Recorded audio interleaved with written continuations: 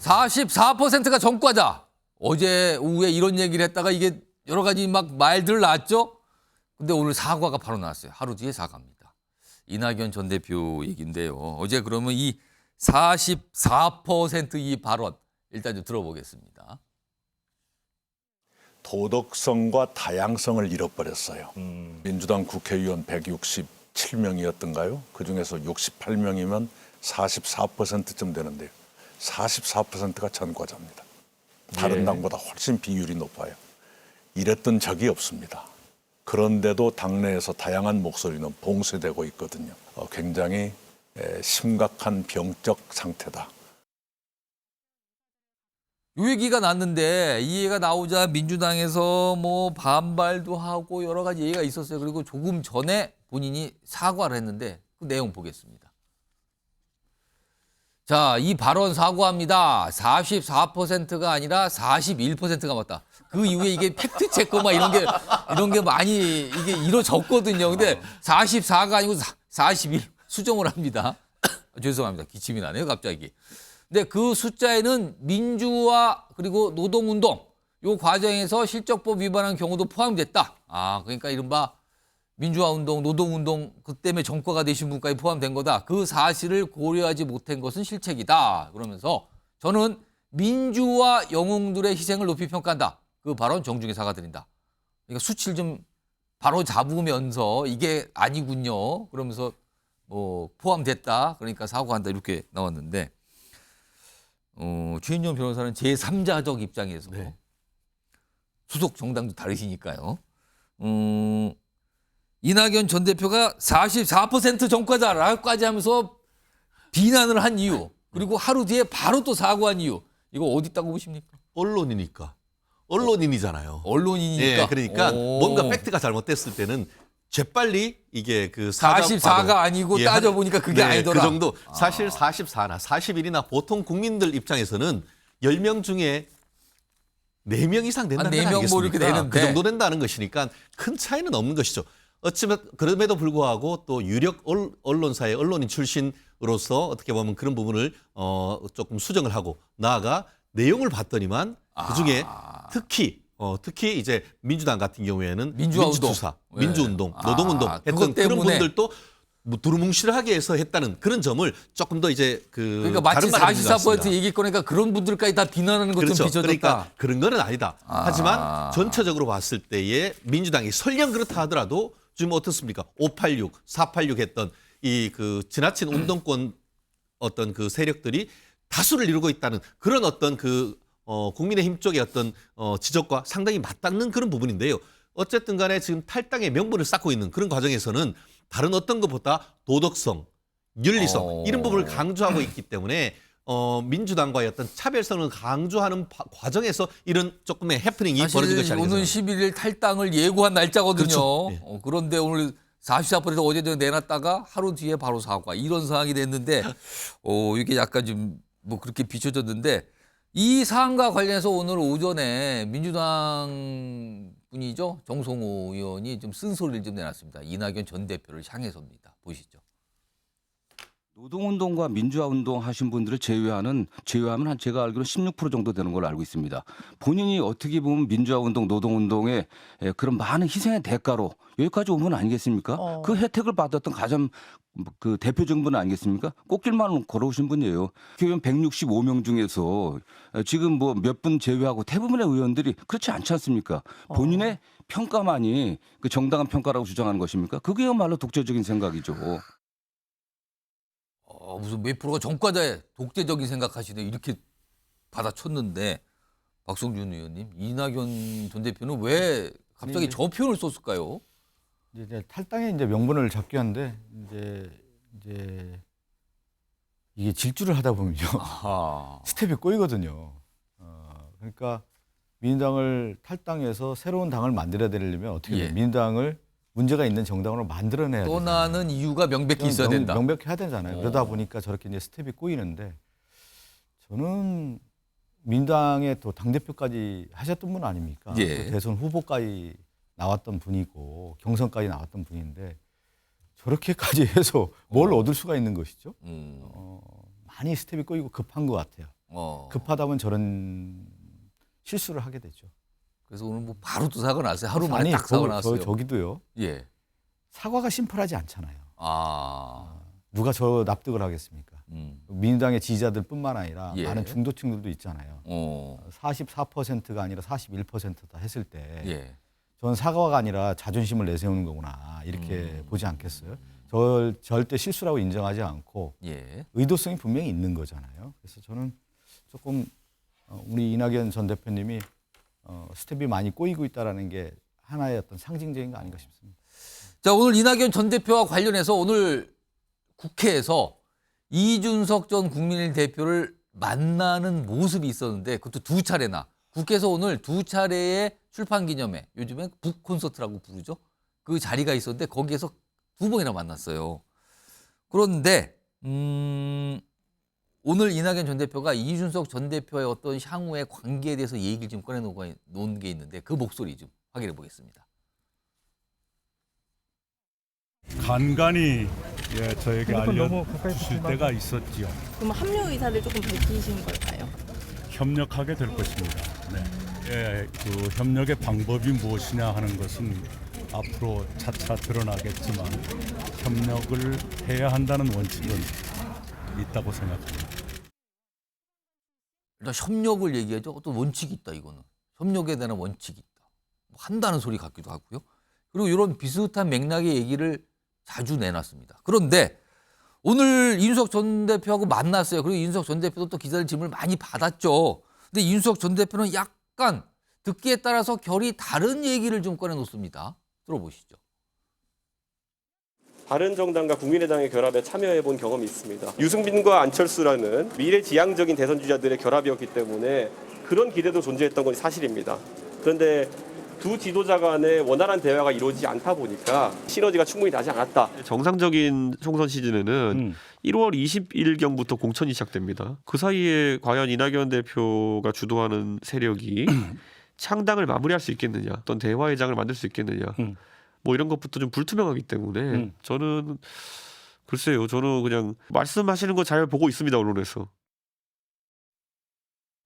차정 교수님, 이준석 전 대표 두 가지 얘기가 나오는데 이거 들으셨잖아요? 예. 그럼 이른바 언론에서 정치권에서 낙준연대 이렇게 표현하는데 이거 어떻게 되는 겁니까 그러면? 저는 아마 이준석 전 대표가 상당히 좀 이렇게 처음에 정치 구단이라는 이야기가 들 정도로 정치 천재라는 이야기 하잖아요. 예. 그런 걸 본다고 한다면 미리 지금 그러니까 자신의 자락을 깔고 있는 것이 아닐까 생각이 들어요. 사실은 지금 제가 처음 봤을 때는 이낙연 전 대표와 이준석 전 대표 간의 결합이 쉽지 않을 거라고 봤어요. 왜냐하면 한쪽은 반윤이고 한쪽은 반명이기 때문에 반면과 반주, 그러니까 이 지금 반윤의 이 결합이라는 것 자체가 정치적으로 상당히 좀 타당성, 명분이 별로 없잖아요. 그런데 사실은 이번에 이재명 대표의 피스 사건으로 인해서 정치 지형이 저는 변화 가능성이 있다고 봐요. 어떤 측면이 있냐? 뭐 많은 분들이 분석을 했다시피 극단적인 진영 정치에 따른 이런 정치 혐오와 분노가 정치 테러로 이어졌다. 그렇기 때문에 이 중도 무당층들의 입장에서는 이런 극단적인 진영 정치를 완화할 수 있는 제3의 정치 세력이 필요하다고 생각할 가능성이 높다는 것이죠. 그렇다고 한다면 두 사람의 애초의 결합의 명분이 이제는 살아날 수 있다는 거죠. 제3에서 빅텐트를 쳐서 우리가 이 양극단의 정치를 지금 거중조정하고 완충시키는 역할을 하겠다고 그런 식으로 여론이 바뀔 수 있다고 이준석 전 대표는 보는 거예요. 그렇다고 한다면 이낙연 전 대표하고 손을 잡을 수 있다. 그렇다고 한다면 그 넥스트 스텝을 지금 바라보고 있는 거예요. 그렇다고 한다면 이 이낙연 전 대표와 당을 같이 하게 됐을 때 그러면 내가 일단 고지를 좀 선점할 필요가 있다고 보는 거죠. 아까 이야기 나온 거 대선주자와 대선주자가 만나서 이야기가 안 된다. 예. 유승민과 안철수는 과거 사례를 얘기했단 이야기하면서 말이에요. 안 되지만 그럼 이준석과 이낙연 전 대표가 만났을 경우에는 한쪽은 대선주자고 한쪽은 관리자가 돼야 되는데 그렇다고 한다면 이준석 전 대표가 관리자 하려 할까요? 아마 제가 생각해서 이준석 전 대표는 자신의 미래를 그러니까 지금 바라보는 정치인이라 생각하고 예. 이 지금 이낙연 전 대표는 한번 대선에 출마해서 이게 경선에 떨어졌던 분이기 때문에 결국 나를 서포트해주는 그런 역할을 하면 시너지가 날 수 있다는 이야기를 분들이 애둘러 하고 있는 것이 아닐까 하는 생각이 든다는 것이죠.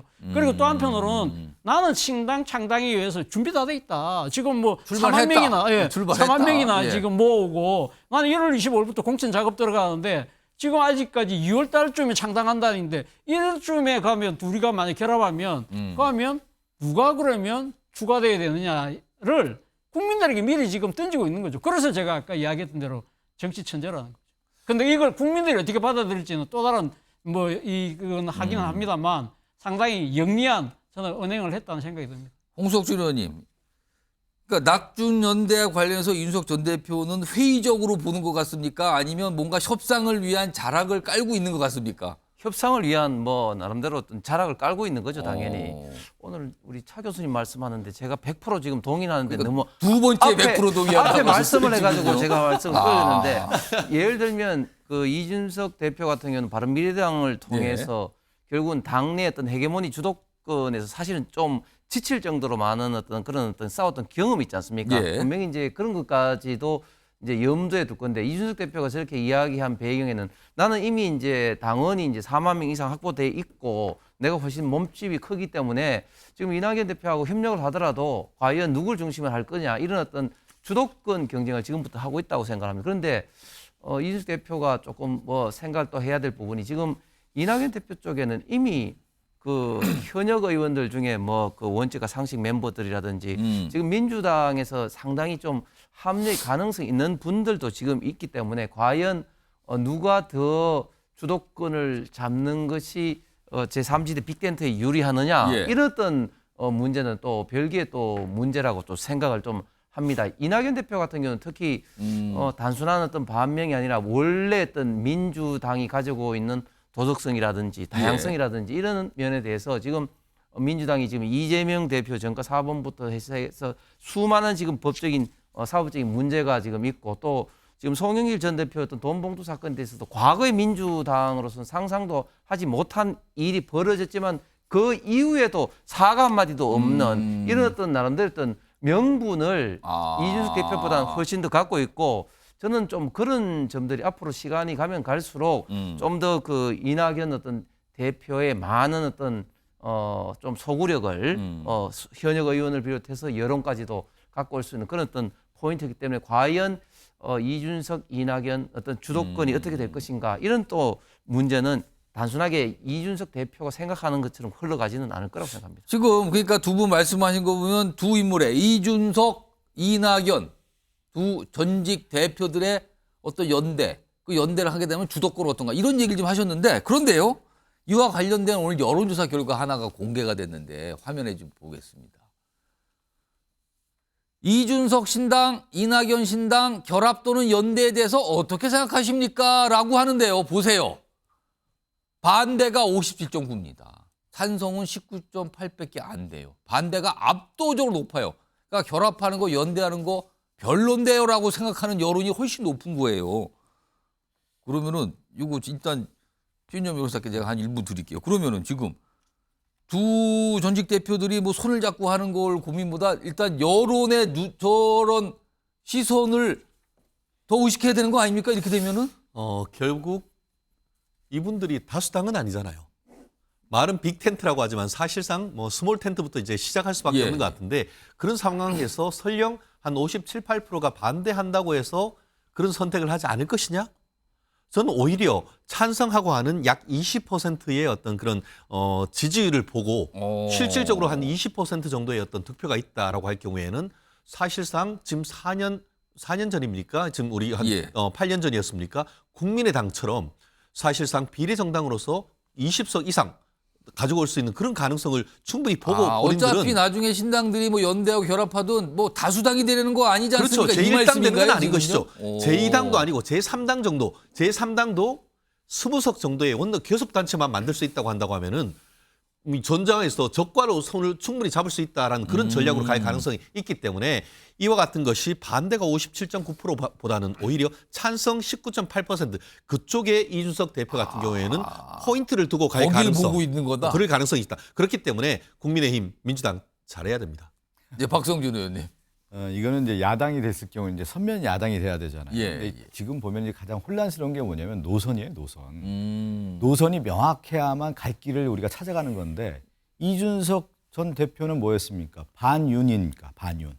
윤석열 정권이 잘못됐다라고 하는 반윤 전선을 확실하게 구축을 했단 말이에요. 그런데 지금 이낙연 전 총리님 같은 경우는 새로운 신당을 만들었을 때 지금까지 어떻게 했냐면 반명했단 말이에요.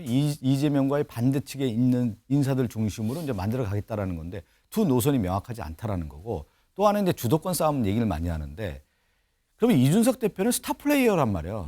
자기 스스로 메시란 말이에요, 메시. 예. 이 메시가 자기 혼자 놀지 같이 안 논단 말이에요. 누가 받쳐줘야 되는 거예요. 그러면 이낙연 대표가 그걸 받쳐줄 수가 있겠습니까? 예. 아까 차 교수님 얘기했는데 역대 우리나라 연합이 성공했던 경우는 DJP 연합밖에 없어요. DJP 연합이 왜 성공했어요? DJ가 대통령이 되고 관리자로서 JP가 맞춰졌기 때문에 총리형으로 그리고 실질적으로 뭐가 있었냐면 둘의 양대 축에 세력이 있었단 말이에요. 지분이 명확했단 말이에요. 그러니까 이 야당들이 성립이 되기 위해서는 지분도 명확해야 되는 거예요. 예. 그다음에 대표 주자가 누구냐도 명확해야 되는 거고 예. 이 대표 주자가 있다면 우리 얘기 많이 하잖아요. 산중부로 이호라고 산에 두 호랑이가 살 수가 없는 거예요. 야당도 그래요 항상 여당도 그렇고 예. 두 마리 호랑이가 살 수가 없는 거예요. 그래서 DJP 연합은 DJ가 대통령이 됐고 예. 총리로서의 JP가 있었기 때문에 그리고 확실한 지분이 있었기 때문에 성공하는 거지. 여기서 봐봐요. 이준석 대표가 지금 얘기를 잘한 거 아니에요. 총선이 이미 시작되는데 예. 출마자들 나오는데 어떻게 정리할 거예요? 예. 정리 안 되는 거란 말이에요. 그래서 이 자체가 굉장히 혼란스럽다라고 할 수가 있는 것이죠. 그러니까 노선과 주도권과 예. 이 스타 플레이어라고 하는 이준석 대표가 이 주도권을 놓칠 수가 없는 것이죠. 그러니까 운동장에 메시가 뛰고 있는데 다른 메시가 들어와서 공을 달라 그러면 공이 가겠느냐 뭐 이런 말씀도 하시는 것 같은데. 한 사람에게 공이 가야 예. 슛볼링이 되는 것이죠. 알겠습니다. 그렇게 되기가 어려워요. 이 구조 자체가. 자, 그러니까 지금 뭔가 협상을 할 것 같기도 하고 아닐 것 같기도 하고 뭐 그런데 아무튼 지켜봐야 될 문제고요. 이런 가운데 또 민주당에서도 또 관심을 받고 있는 인물이 이른바 이제 비명 4인방, 뭐 원칙과 상식 뭐 이렇게 좀 모임을 결성했는데 내일 10일 탈당 이런 얘기를 좀 꺼내놓은 목소리가 나왔었죠. 뭐 관련된 목소리가 있는데 들어보겠습니다. 이제 뭐 남은 초이스가 뭐가 있을까요? 그러면 신당 합류는 이제 그거는 우리 의원들하고 좀 얘기를 해야죠. 좀 시작을. 근데 어쨌든 뭐 의미 있도록 할 겁니다. 네. 네. 가장 의미 있는 거. 자, 오늘 뭐 이런 상황에서 기다려봐야 됩니다. 10일, 11일 각각 민주당 내에서 어떤 탈당 이런 얘기가 구체적으로 나올 것인가? 뭐 이걸 좀 날짜가 잡혀 있는데 좀 기다려보면 또 뭔가 더 진척되는 상황들 이런 게 좀 들어올 것 같습니다.